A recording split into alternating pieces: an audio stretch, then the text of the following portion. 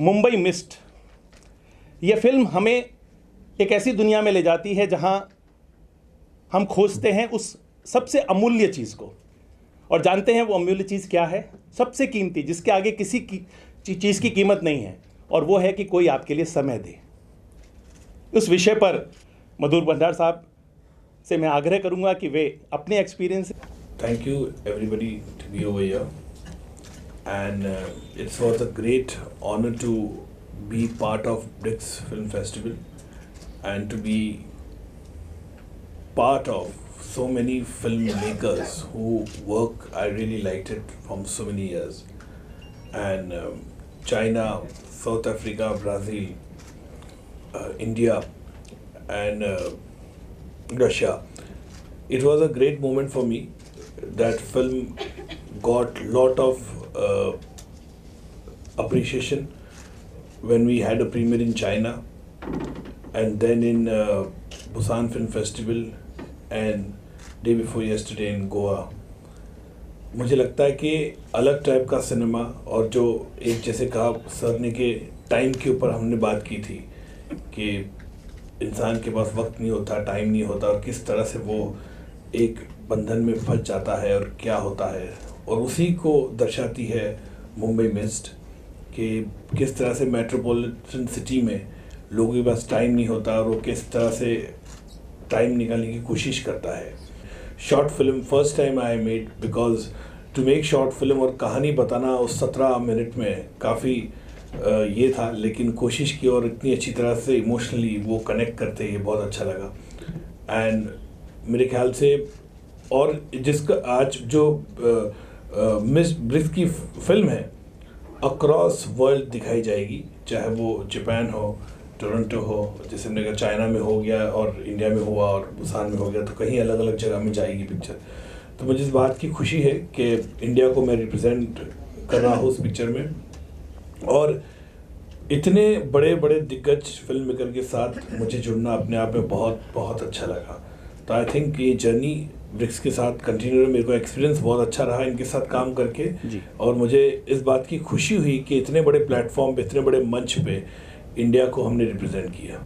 मेरे ख्याल से पिछले 2-3 साल में हमने देखा डिजिटल मीडिया काफ़ी बढ़ चुका है, और आप देखेंगे, नोट करेंगे, ये फॉरेन में भी ये बहुत सालों से हो रहा है। जो बड़े बड़े फिल्म मेकर्स हैं वहाँ पे शॉर्ट फिल्में बनाते हैं, बड़े बड़े लोग ने शॉर्ट फिल्म बनाई है, एंथोलॉजी बनाई है एक साथ। पिछले यहाँ पे जो शुरू हुआ था 2-3 साल पहले, जहाँ पे करण जौहर, जोया अख्तर, अनुराग कश्यप, काफ़ी लोगों ने बॉम्बे टॉकीज फिल्म बनाई थी, और 5 फिल्म मेकर्स ने, और उसको भी अच्छा लोगों ने सराहा, पसंद किया। और आज की तारीख में मैं बोलूँगा definitely there is a market, slowly gradually. कई ऐसी फिल्में, कई ऐसे सब्जेक्ट होते हैं जो शायद आपको 2.5-3 घंटे में नहीं बोलना चाहिए, कि आपको लगता है कि ये 20 मिनट में, 25 मिनट बोल पाए, वो अच्छा है। मेरे ख्याल से it is a good market. और आज की तारीख में स्मार्टफोन आने से आप देख रहे हैं कि लोग इतना डिजिटल हो गए, लोग इतने एप्लीकेशंस आए हैं और लोग उस पर देख रहे हैं, नेटफ्लिक्स हो गया, अमेज़ॉन हो गया। तो आई थिंक डेफिनेटली ये जो मार्केट है और इस तरह की जो चीज़ें हैं, ये बस बिगनिंग हो चुकी है 2015 से या 2016 से मैं कहूँगा, और ये डेफिनेटली इन लॉन्ग रन में अच्छी जाएगी। नया पिक्चर आने वाला है, लेकिन उसके पहला क्रिटिसिज्म पहला आ जाता है, तो ये ट्रेंड अच्छा है कि नहीं है, तो उसके बारे में ये पब्लिसिटी स्टंट है कि क्या है? देखिए, ऐसा है कि हर पिक्चर का अलग अलग ये होता है, और ये कोई नई बात नहीं है, ये पहले भी होता आया है। कई सालों से हमने देखा कि अपना प्रॉब्लम आ जाते हैं। एक डाइवर्स कंट्री है हम लोग, कोई ना कोई ऐसा आएगा और कहेगा कि भाई ये इस पे हमको प्रॉब्लम है, इस पे प्रॉब्लम। आप मेरे को मालूम है पद्मावती की कर रहे हैं, तो उसमें 100% मैंने सपोर्ट किया उस पिक्चर को। मैं तो चाहूँगा उसको पिक्चर को अच्छी तरह रिलीज़ हो जाए, लेकिन एट द सेम टाइम मैंने बीच में पूछा कि भाई जब मेरी पिक्चर को लेके 1-1.5 महीना इतना हल्ला हुआ, हर जगह लोगों ने इतना उसका बवाल किया, पॉलिटिकल पार्टी ने, तो मेरे सपोर्ट में कोई नहीं आया, मेरे लिए कोई ही बिल्कुल नहीं आया, और किसी ने ट्वीट नहीं किया, किसी ने सपोर्ट नहीं किया। तो मुझे इस बात का दुख लगा कि इस तरह की डिस्पैरिटी नहीं होनी चाहिए, चाहे फिल्म बड़ी हो, छोटी हो, किसी भी फिल्म मेकर की हो।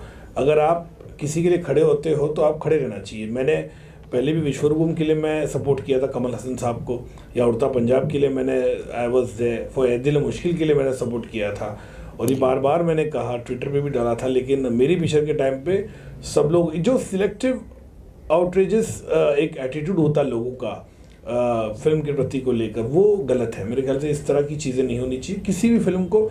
और मैंने हमेशा कहा सेंसर इज सुप्रीम, के one censor sees the film and they decide, like I also say now also कि संजय बंसाली फील्स के he should call Karni Sena और the Rajput community to see the film, it is his prerogative. वो चाहेंगे वो दिखा सकते हैं उनको पिक्चर, और उनको लगता है कि भाई उनको दिखाने के बाद वो दे आर सेटिस्फाइड, उनके सेंटिमेंट्स हर्ट नहीं हो रहे और they are okay with it, तो ख़त्म है इशू। और या सेंसर बोर्ड उसको बोले ओके ठीक है, एंड इट इज़, या सेंसर बोर्ड चाहेगी कि हिस्टोरियंस को लाना चाहिए हमें इस कमेटी में, क्योंकि इतना बवाल हो गया यार, सेंटिमेंट्स हर्ट हो रहे हैं। और एक बार मेरे ख्याल से एक बार सेंसर बोर्ड ने पिक्चर पास करने के बाद पिक्चर को कोई किसी को आपत्ति नहीं होनी चाहिए, और वो पिक्चर रिलीज़ होनी चाहिए अच्छी तरह से। किसी भी फिल्म हो, मैं पद्मावती की बात करूँ या किसी और फिल्म की बात करूँ, बिकॉज इतना मेहनत करते, ना केवल पैसा बल्कि मेहनत सब लोग ने, एक्टर्स ने किया है, टेक्नीशियनों ने किया है, उस everybody who is contributed to the film is definitely huge. तो आपको लगता है 2 साल आपने एक पिक्चर में मेहनत किया और वो मेहनत आ नहीं रही सामने, तो बहुत दुख होता है इस बात। तो वो उसका प्रेरोगेटिव वो किसको दिखाए, हम तो बोल नहीं सकते ना उसमें, तो दिस इज हिज प्रॉब्लम कि क्या है बोल के एग्जैक्टली कि वो पिक्चर उनको दिखाना चाह रहे कि नहीं दिखाना चाह रहे। पर मुझे लगता है कि ओवरऑल मैं बात करूँगा कि पिक्चर जल्द से जल्द सेंसर में इसको देखे और उनकी जो राय है वो रखे।